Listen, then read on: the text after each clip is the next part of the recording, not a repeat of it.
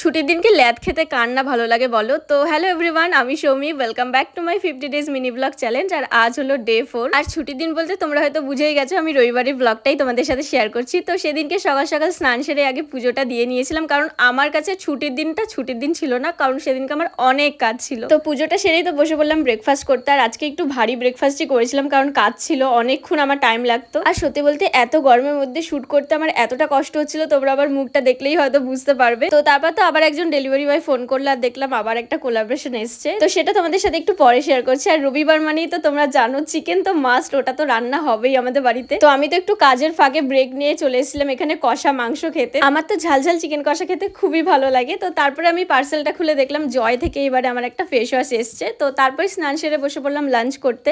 আর লাঞ্চে তো চিকেন দিয়েই আমি শুধু খেয়েছি, আমার আর ভাল লাগছিল না অন্য কিছু দিয়ে খেতে।